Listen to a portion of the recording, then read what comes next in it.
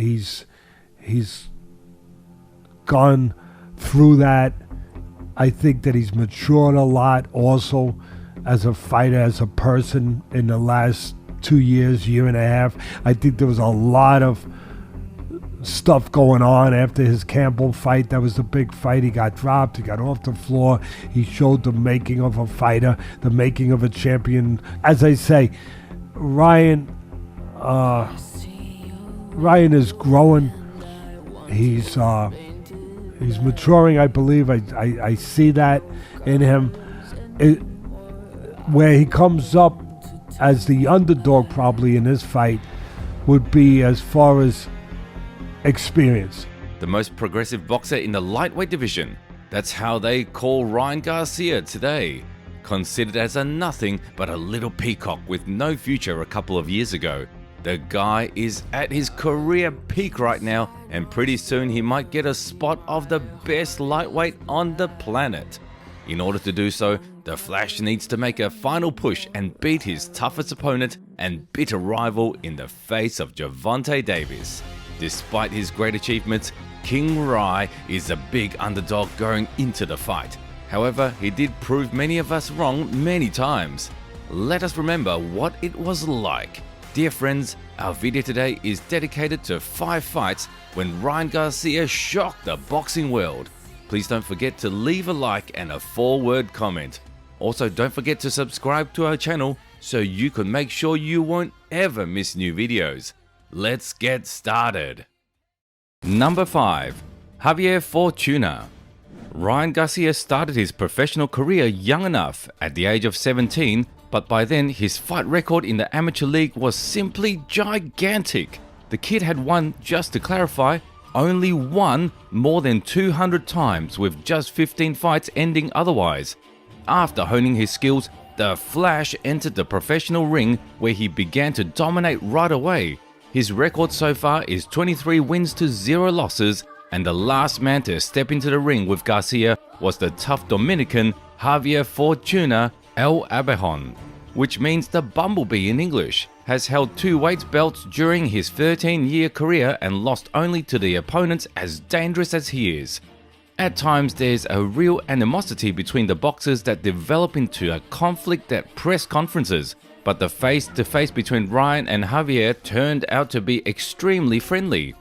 I actually like his hat too. I'm a Chicago Bulls fan, you know what I mean? It's pretty sick. Like your hat, man. I guess you guys want to kill each other, and now you're giving each other gifts.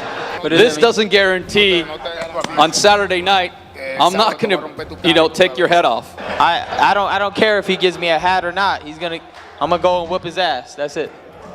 As expected, the bout began at some really high pace. El Abejon tried to shorten the distance and explode with a hook or front overhand to get to Garcia's head, but the Flash lived up to his nickname.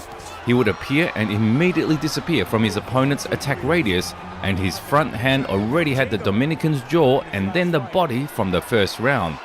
King Ryan occupied all the space around him, and in the 4th round, a 1-2 punch to the liver put Fortuna down on his knee. He said he was going to start pushing the tempo in the 4th round, and a body shot sends Fortuna down! The terror of Javier's internal organs continued, but in the next round, Garcia punched through the jaw and scored a knockdown once again. Guys comfortable fighting southpaws. So he got him again! And this time, he gets up quicker, but that would really knock the wind out of him. The final came on the bout equator when a 1-2-3 from the American finally beat the spirit out of Javier in a split second. This guy, look how much taller he is. But guess what? People want to throw, and he caught him with a left hook again. And Javier Fortuna may not want to absorb any more punishment here tonight. All these guys are great fighters. I just feel like I have something in me that can elevate me, surpass them, because I honestly feel like Who you are? it's just who I am. Yeah, it's just who I am. I'm different in a way. Number 4. Jason VELEZ. Has Ryan always been able to knock out his opponents without any difficulty? Well, let's look at his earlier performances, like the fight with Jason VELEZ. That performance was Garcia's last at bantamweight. With a 14-0 record, the Flash was going with a 42.5% finish rate. Just shocking numbers, aren't they? However, let's not forget that many boxers have this kind of accomplishment at the very start. Ryan's hype had to grow, and in order to do that, the level of opposition had to increase. The first decent aptitude test for boxing prowess was Puerto Rican Jason VELEZ. A few years ago, Jason contested the featherweight title but failed. Now he had the tough task of stopping the hungry and very dangerous Ryan. To motivate both athletes, the vacant WBC NABF and WBO NABO titles were put at stake there. My thoughts immediately were, yes. I get a headline, a big venue is what I always wanted. So, I'm just excited and ready to, do something incredible. Round. It'll be the 4th round. I catch him with a left hook and he's sleeping on the floor. And Garcia is a great prospect. So, great fighter, quick hand, he's fast. So, I have the experience, I have the power. So, it's going to be a great match. Garcia didn't get to play Mystic Mac and predict the outcome. The featherweight confrontation dragged on for a full 10 rounds, but that didn't stop the young talent from proving himself. Well, Garcia has to be careful not to try to come out like he came out in opponents before. He was really good with his footwork and head movement, which made his opponent look like he was in slow motion at times. King Ryan launched rapid-fire punches out of nowhere, catching Jason off guard more than once. Ryan Garcia connects with a nice left and right, and you see the leg of Jason VELEZ. At times, the young phenomenon would set up real bombards of hooks with his opponent's block, but he couldn't shake the strong and experienced VELEZ. The Puerto Rican only managed to take clinches and sometimes take free space, but it did not allow him to win, and at the end of the match, the entire arena heard a winner announcement in favor of Garcia. I didn't expect for him to be such a durable fighter. Yes, I understand the crowd is going to say what they want. But I'm 19 years old. I got a long way to go. I'm blessed. I want to thank. Number 3, Luke Campbell. After the weight class change, the Flash began a headlong pursuit of new challenges and, more importantly, new belts. In 2021, he got the unique opportunity to fight for the interim WBC belt, but at the same time, a formidable opponent came to fight him. Luke Campbell is a young Brit, but behind his good looks, there is a tough fighter with a lot of experience. As he started to train already in his childhood, in 2011, Luke took a silver medal at the World Championships in Baku, and the next year he went to defend the honor of his country at the Summer Olympics, where he one-on-one eliminated all his opponents and took the coveted gold. In the last 104 years, no British boxer has ever taken first place in this weight category. After becoming the real legend and the national hero in his homeland, Luke went to the pro ring, where he changed the weight division several times and lost 3 times by decision, among them to the champion Vasyl Lomachenko. Just after the fight with High Tech, Campbell met Ryan on his way. Because I want to prove that I'm the best in the division, and I believe I'm the best in the division. And once I beat Ryan, that'll prove a lot of questions. Of what I've seen of him, he's good, he's fast, he's got good skill, but I just believe in myself. I think I've always said he's a good fighter. I never said he wasn't a good fighter. But I just know that with my skills and what I have and all the hard work I put in, I'm confident that I will come victorious. They could say all they want that I can't go 12 rounds, but when I get in there, I've trained as hard as I can to go 1,000 rounds. The beginning of the fight was dictated by Garcia. He took the initiative and started punching harder. The fact that Luke was in a left-handed stance didn't embarrass the Flash even once, and he easily got to him.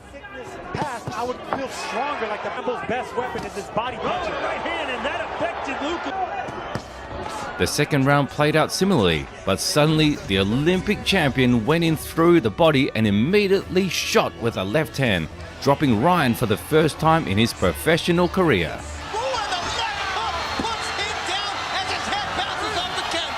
The commentators and fans were shocked, but Garcia didn't get confused and got up quickly. After the fall, King Ryan became fierce and started chasing and technically shooting at Campbell. Aside from the knockdown episode, the Brit could not boast any other successes. In the 7th round, the American, in the style of Canelo, who was sitting at the stands at that moment, rushed at Luke's body with a left hook. Also saying to Ryan Garcia, "You're young." Body shot, and he goes down. It is over.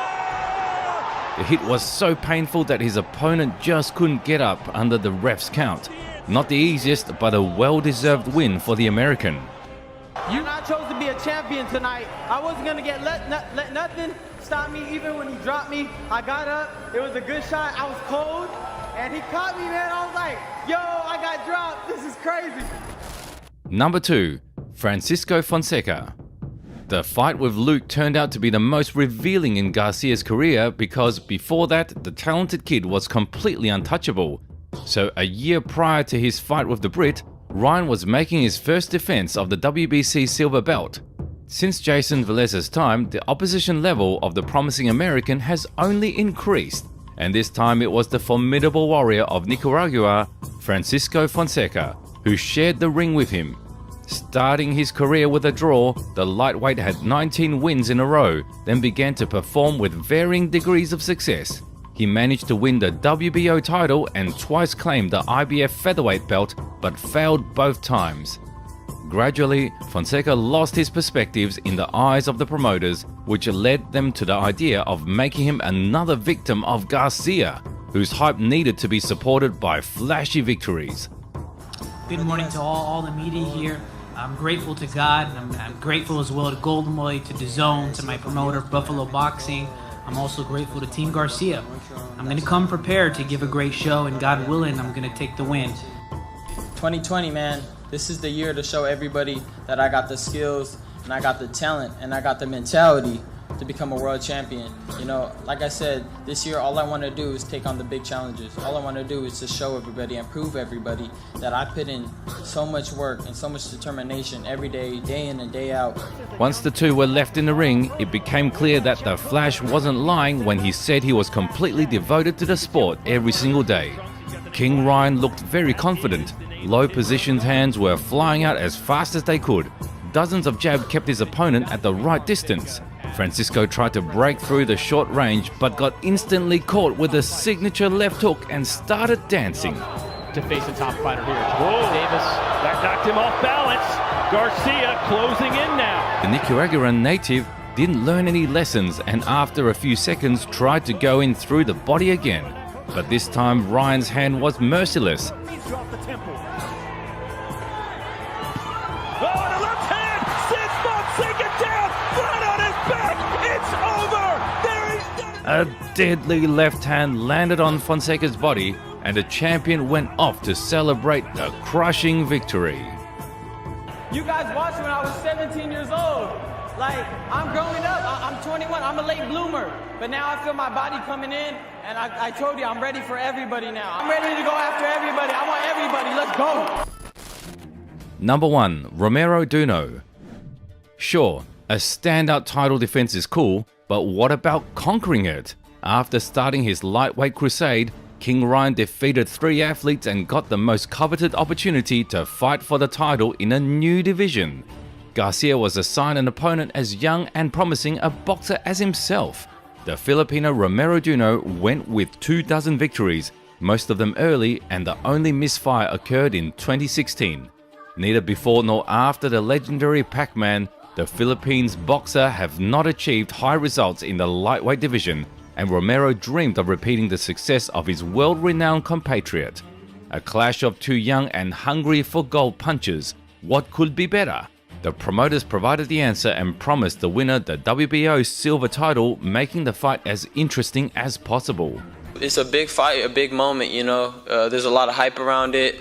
A lot of things been said, you know, about me for not taking the fight in September. But look, I'm taking it now. This is where it had to be. It's a big moment on a big stage. And, you know, you got 2 hungry fighters, 2 prospects.